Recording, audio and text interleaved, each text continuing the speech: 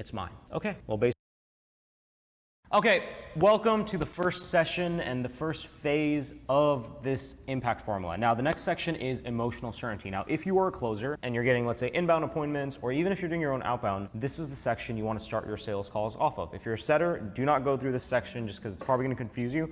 Make sure you go through Andreas' sections, but if you were a closer, this is where I'm going to break down the exact framework I have used to make 7 figures in commissions. Okay, now, whenever you get an inbound lead, you're probably going to start off a call by recapping the notes of the setter, or if you set that own appointment, you're going to recap what you did in intent, right, and logical certainty.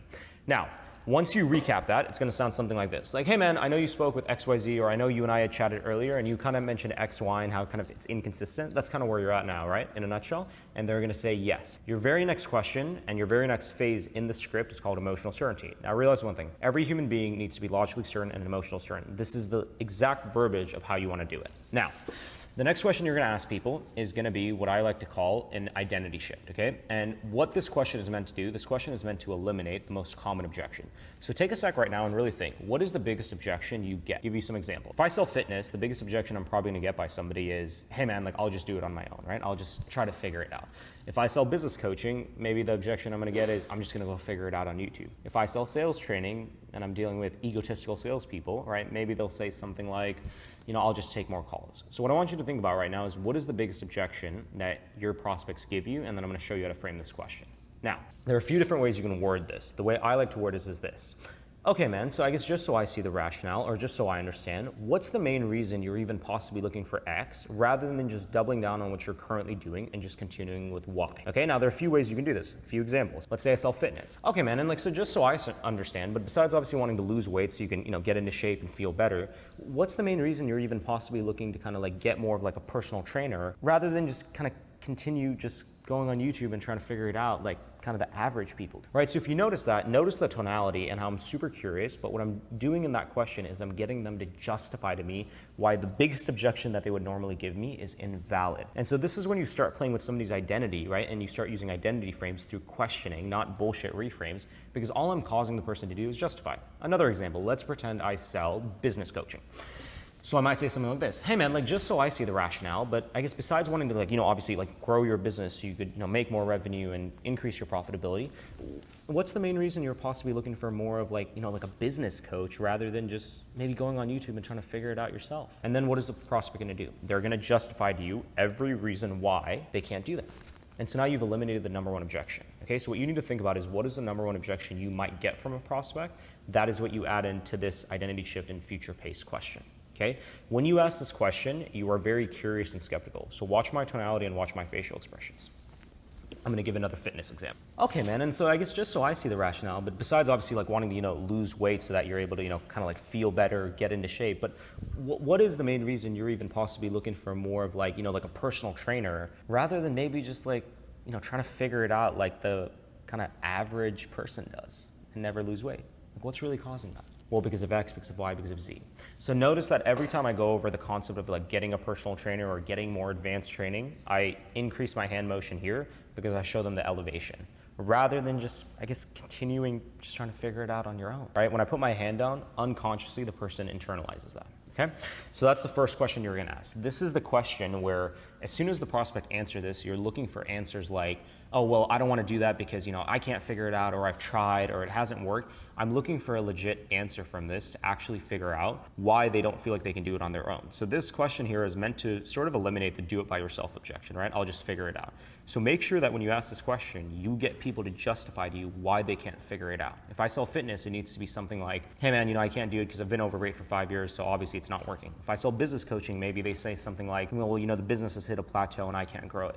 If I sell sales training, right, the way I used to, when I used to sell sales training, the way I would ask it is like, hey man, just so I see the rationale, but, you know, besides obviously wanting to, you know, like increase your commission so you can make more sales, more commissions, all that jazz, but what's even the main reason you're possibly looking at more of that advanced training rather than just, you know, going on YouTube like the average sales rep does? And then they would justify to me why they wanted more advanced training. Okay, so that's the first question. Now, as soon as I finish that, I'm gonna go into my next question, which is, this is where, if you guys wanna know where 90% of your sales are made as a salesperson, it's here. And this is what we call initial question in emotional certainty, which is this. Think about it this way.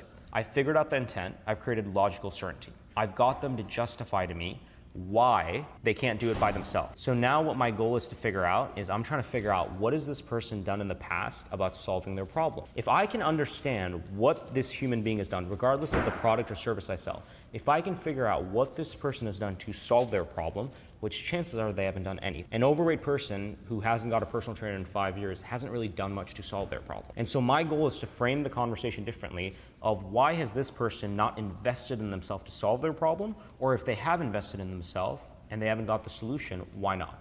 I'll explain how this will work. I'll give you a few examples. Let's say I sell fitness. Okay, I'll keep it consistent with the role plays we're doing. Okay, man, so before we started speaking today, I guess what have you done then about, getting more of like a personal trainer so that you were able to kind of, lose the weight, feel better, and like get into shape? Like, what have you done about getting more of like a personalized coaching plan? And let's pretend they say, well, man, I haven't done anything. I've only done YouTube, or I've only, searched up random things on Google. I probably have to uncover why they haven't done shit about solving their problem. So then I'm going to go into my new line of questioning, which is going to be, okay, that's not a problem. What actually prevented you from like getting more of like advanced training of like a personal trainer so you could lose weight and get into shape? Now, when I ask this question of what prevented you, I really want you to think carefully here. I'm looking for the truth, not some bullshit surface level answer. Okay? And when I used to sell fitness and I used to ask people this question, sometimes they would say things like, oh, I didn't even know I could. And I'd be like, well, hey man, there are gyms for a reason and those have been around for over a decade. You probably knew something. This is the answer where most people will try to bullshit. They'll try to tell you like, oh, I didn't know this and that. Total bullshit. Every human being knows that they can hire somebody to solve their problem. They haven't. And it's getting them to own up to why they haven't. So when I used to sell sales training, it would sound something like this. Okay, man, so tell me one thing. Like before we started speaking today, like what have you done then about getting more advanced training so you could make more commissions, more sales, all that jazz? Like what have you actually done about getting more advanced training to get to that next level? And it's like, man, I haven't really done anything. I've only done like YouTube or company training. Okay, and so what prevented you from getting more advanced training to get to that next level? And usually they would say things like, oh, well, I didn't think I needed this and that. And so I'd repeat the question. I'd be like, okay, man, like that aside, what actually prevented you from getting more advanced training to get to the next level? And the answer I was looking for in that question was the truth, which in this situation when selling sales training to salespeople was like, hey man, I was lazy. I thought I was good enough. Like I didn't know I needed it because my ego was too big. I was looking for the truth, which usually was one of those three things. As soon as I get what I need out of this question, then I'm going to transition into the next question to get them to own up of why now is the right time. Now, I'm not going to do it in a salesy way, which is like, hey man, like why now? I'm going to go right into it. Okay, man, so what shifted? What shifted now that made you feel as if you needed more advanced training to get to that next level? So what shifted now that made you feel as if you needed more of a coach so you could lose this weight? So what shifted now that made you feel like as if you need a coach to actually grow the business? So notice the way this works. If in the what prevented you from doing something, I get a bullshit answer, right? They give me some bullshit and they don't give me the truth. And if I accept that and then I go into what shifted now, I'm gonna get a surface level answer for that as well.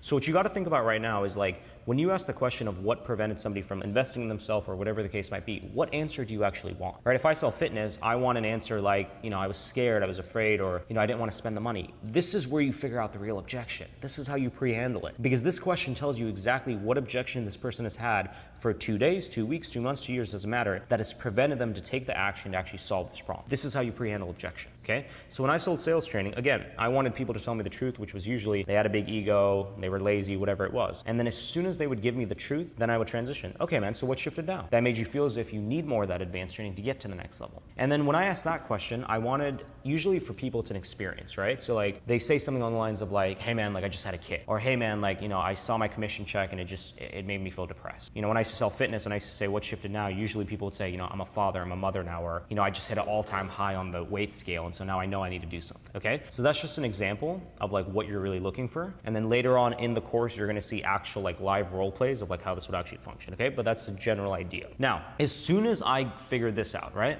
So understand what I've done here. If you look at all these questions in emotional certainty, the first section, I've created an identity shift because I've got the person to justify to me why they can't do this on their own. I've got them to justify to me and themselves why they haven't taken action. And now I've also got them to justify what has shifted that makes them want to take action. So now I've created what I call an identity shift. Now, in order for an identity shift to stay true, I have to create a future pace and I have to create a destination that makes it worthwhile keeping that identity. When people make an identity shift, I'll give you an example. Let's say I'm overweight, all right? And I watch a really inspiring motivational video or a story about somebody who lost weight. In order for me, once I go through that video, I have an identity shift where it's like, I don't want to be fat anymore, I want to be fit. For me to sustain that identity shift, I have to have a compelling future. Okay, so I'll describe it to you this way. Whenever somebody makes an identity shift, let's say I smoke, right? I smoke cigarettes. For me to quit cigarettes, I need to have an identity shift. Maybe I see somebody that died from cancer at 32 because they were smoking too many cigarettes. That created an identity shift in my mind. But now I need a compelling enough future that causes me to say, I'm not gonna smoke again. Every human being needs a compelling future. And if you're gonna get somebody to have an identity shift, there has to be something that causes them to wanna sustain that shift. In your situation, you're trying to get them to sustain it till the end of the pitch. So they spend the 5, 10, 15, 20 grand, whatever you charge. But to sustain that, they need something to look forward to, okay? Once I've created that, we're gonna go into what I call future pacing. Now, this is how you do future pacing, okay? And this is why I was able to go a lot deeper in my sales calls, because I actually master this, okay? And this is how it works. Once you finish the identity shift, you're gonna go into, okay, man, so let's say, there was a way to possibly kind of help you with, being able to lose that 50 pounds so that you were able to kind of feel better and look better. So let's say, man, there was a way to possibly help you with getting those advanced skills necessary so you could increase your commissions and get to that 20 grand a month. What would that allow you to do? So let's say there was a way to possibly help you with, fixing your marketing so you could grow the business to that 200K a month, which is I think you said double of where you're at now. What would that allow you to do? Same tonality, same verbal pausing, okay? Now let me explain to you the fucking difference of why you're gonna make a lot more sales if you do it this way. I am not looking for them to tell me, I'll have freedom, I'll be happy, I'll be excited. No shit, Sherlock. No shit, if you lost weight, you would feel happy. No shit, if you doubled your business, you'd feel happy. The difference is I want 2 to 3 tangible. Let me explain what that looks like. So hey man, let's say there was a way to possibly help you in doubling your business to that 200K a month. What would that allow you to do? Oh, I'd be able to buy a house. Oh really, man? What type of house you wanna buy? And where are you buying it? Texas. How much do you think that would cost you, give or take? 500 grand, okay, so you need about 100 grand for the down payment? Okay. And how far are you from the 100 grand you need for the down payment? You got 20, okay, so you got another 80 left to go. So when I was in this section of the script, okay, I wanted 2 to 3 specific goals. So they would obviously give me a vague goal, right? They'd be like, oh, I'd buy a house, or oh, I'd be able to take a vacation. I'd be like, oh, very cool, man. Where are you flying? Japan. Oh, very cool. First class economy? How you going? And you're going by yourself, you're taking the family. So they would give me, which most people do unconsciously, a surface level answer of what they actually wanted to do when they achieved the desired outcome. I then took those dreams that were just surface level and I made them deep. I went deep with them. How much was their house that they wanted to buy? How far were they from the down payment? You want to retire by 50. How much money do you have in the bank? How much money do you need to have? Okay, so you're $2 million away. You want to take a vacation. Where do you want to go? I want to take care of my family. Okay, in what way? You want to give your mom 20 grand. How far are you from the 20 grand you need in the bank? I made it so specific, which caused them to then make this so-called dream a goal. The difference between why some people make more sales when they future pace and they don't is because you get specific enough. Most of your prospects, when they tell you a goal, let's say I sell fitness and they're like, I want to be able to, have a better sex life, take my shirt off at the beach. I have to get them to actually imagine. Hey man, you being able to kind of take your shirt off for the first time in 10 years, how does it feel being able to take your shirt off with all that extra weight hanging on? Oh man, it feel great. Yeah, but what would you do? I'd be able to finally run without my shirt. I have to make this shit real. Because most people, when they have a problem, whether it's in their business, their fitness, regardless of what you sell, they've usually had that problem for a while. And so imagining what the future would look like to sustain that identity shift is different. In this section of the script, this last half of emotional certainty, I have to be very enthusiastic. So it's oh really, man? Where are you flying to? First class economy? How are you going? I have to be enthusiastic, which automatically makes them more enthusiastic, and that's how I'm gonna make the gap bigger. Okay, so just to be clear, whether you close a sale or not, your goal is to leave this section with 2 to 3 specific fucking goals of what this person wants to do. A lot of times when I used to sell salespeople, they would tell me hey man, I want to be able to retire by X age. And I'd be like, okay, great, how much do you need to make? And they'd be like, I need 4 million. I'm like, okay, how far are you from the 4 million? Oh man, I'm really far. No, but man, how far? Get specific. How far are you? Oh, I got about 100 grand. Okay, so you need about 3.9 million left. Okay, and you make about 100 grand a year now? Yeah, man, that's not happening by 50. So how much do you really need to make in order to get to that 3.9 million by the age of 40 if you're 20 right now? Oh, well, man, I got to make 400 grand a year. Okay, and so you're at 100 now. So we got to get there in 20 years, bro. I made it so specific, which if you think about, what does that do? Makes the gap way bigger. So think about 2 to 3 specific goals that your offer, what product or service you sell actually does, and you need to make it specific. Now, once I make it tangible, I make it real, then I'm gonna go into this next question, which is gonna land so well because I've made it specific. Okay, let me role play it with you so you understand how it works. Okay, man, so tell me one thing. You being able to kind of lose that 60 pounds, right? So you're able to be the mom you want to be. You're able to take that, have that bikini picture while you run in the ocean. You being able to feel that confidence of fitting in that, dress you mentioned. What would that do for you personally? Being able to actually do those things. Okay, so tell me one thing.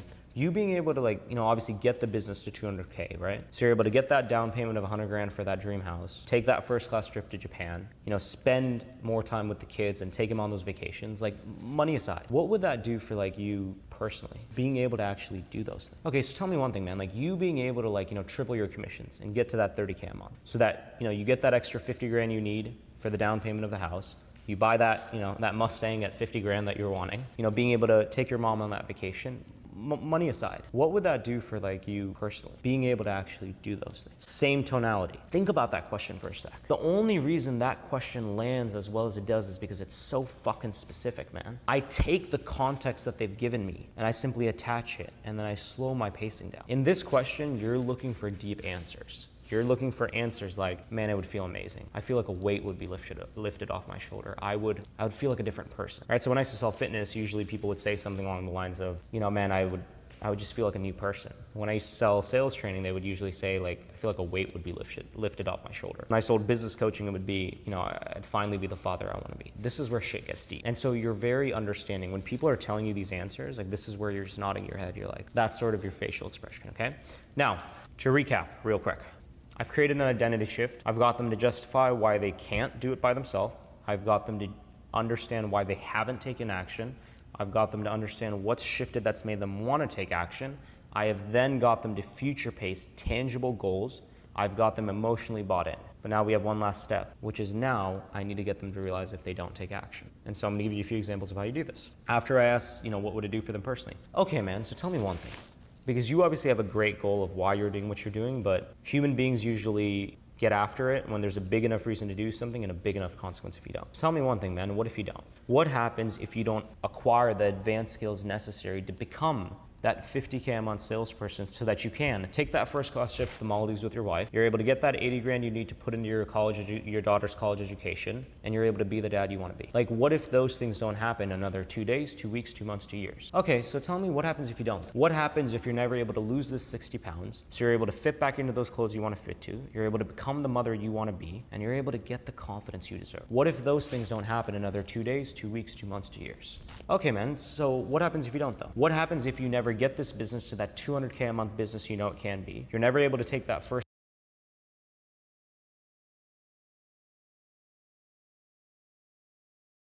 vacation to Japan because you're working nonstop, never able to be the dad you want to be, and you never put yourself in a position to actually become the owner you've always wanted to do. And nothing changes another 2 days, 2 weeks, 2 months, 2 years. What happens then? So this is a question I'm going to ask, and this is cost of inaction. This is how I create emotional certainty. Everything I've been doing in this section of the script, in this stage, is creating the emotional certainty of now I'm tying in all the context I've got before. I'm tying it all into cost of inaction. Now, the good thing with this question is I can ask it in any tonality. I can ask it very casually, right? If I sell fitness, I'm not gonna ask it very, hardcore because it's something really personal.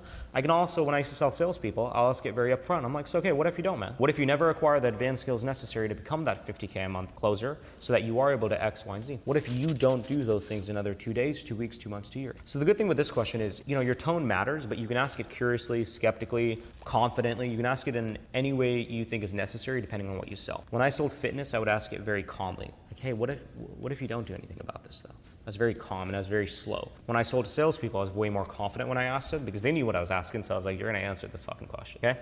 So this is where I tie it in together. And the answer you're looking for, if you've done it right up to this point, are answers like, man, I would really be disappointed in myself. Or, I don't want that to happen. One thing, if somebody tries to answer this question by saying, well, I'm not gonna let that happen, your answer is gonna be, well, you already have, man. That's why it's been X amount of years since you've been here. When I used to sell fitness, they would say, hey, I really don't want to think about that. Yeah, but you already are, because it's been 5 years since we've been overweight. And then I would re-ask the question. I'd be like, so we have to consider it. So tell me, what happens if you back into the question? When I sold business coaching, oh, I'm not going to let that happen, right? Ego, business owners, a bit of an ego. And I'd be like, well, no, man, you already have. That's why your business has been at 50K a month. When I used to sell salespeople, oh, I'm not going to let that happen, man. Well, no, man, you already have. That's why you've been at 10 grand a month in commissions for the past 6 years. So you have. So tell me, what if you don't? And then I re-ask the question again. Every human being has a cost of inaction that if they don't do something, that something happens. Now, once I ask this question, I need 1 to 2 tangibles, ideally, right? So things like, I'd be disappointed in myself. I wouldn't be the father I want to be. I would be upset with myself. I'm looking for answers like that. But then I'm going to double down and I'm going to ask them this question. Any offer, any industry, you can ask this. So tell me one thing, man. What is the day-to-day feeling of you 3, 6, 12 months from now, knowing that you could have been at X, but you weren't? So hey, man, what is the day-to-day feeling for you 3, 6, 12 months from now, knowing that you could have been that 20K a month guy, but you weren't? So tell me, man, what is the day-to-day feeling for you 3, 6, 12 months from now, knowing that you could have lost the 50 pounds, but you didn't? So tell me, man, what is the day-to-day feeling of you 3, 6, 12 months from now, knowing that you could have been that 200K a month CEO, but you weren't? Notice the hand. You could have, but you weren't. Notice the hand motions. This question, you're looking for one answer and one answer only: regret. Because human beings hate regretting things. Because every human being has felt regret at some point in their life, and it's a fucking terrible feeling. The one answer you want to this question, doesn't matter what you sell, is, man, I'd have a lot of regret. And that's exactly how they'll answer it every time if you get a good consequence. When I sold salespeople, fitness, business coaching, no matter what I ever sold, when I would say, hey man, what is the day-to-day feeling of you 3, 6, 12 months from now, knowing that you could have become X, but you were Y? You asked this question confidently, by the way. You're not curious, like what would confident? What is the day-to-day feeling of you, man, 3, 6, 12 months from now, knowing that you could have been X, but you're Y? You ask it confidently with certainty. And the answer you're looking for to this is, man, I'd have regret. Once they say that, then you're gonna go into the next section, which is the pitch. And in the pitch, as soon as they answer that, like I'd be regretful or whatever they say, you're gonna be like, okay man, so are you willing to continue settling for that? I want you to hear that real quick. Are you willing to continue settling for that reality? Not are you willing to continue settling for that reality? Now, why am I gonna say continuing? Because they're in that fucking reality. So subconsciously in their mind, I'm getting them to admit that they've been in that reality. So your next question is gonna be, are you willing to continue settling for that reality? And they're gonna be like, well, no, man. Okay, but why not? Every good diet starts on a Monday, new year, new me. Why actually draw a line in the sand and make a change now? Why not just keep pushing it off? Well, because if I push it off, this and that, doesn't matter what they say. Depending on what you sell, the next thing you can, the next thing you're able to ask is, and whose responsibility is it? So let's say I sell a fitness offer, I'm always gonna say whose responsibility is it, because that's gonna prevent the partner objection. Now, if I sell business coaching and it's a CEO, and it's an individual CEO, I'm probably not gonna say, well, whose responsibility is it, right? Because that'll just trigger his or her ego without any reason. Are you willing to continue selling for that? No? Okay, but why not, man? Every good diet starts on a Monday, new year, new me. Why not just continue selling for it? Well, because if I settle, then this happens, and that happens, I can't settle. Okay, and whose responsibility is it? It's mine. Okay, well, based on what you shared, what we're doing and what XYZ company is doing will work for you, and if you'd like, I can make a game plan now of what it's gonna take to get you from where you are to where you wanna go. And then you're gonna transition into the pitch.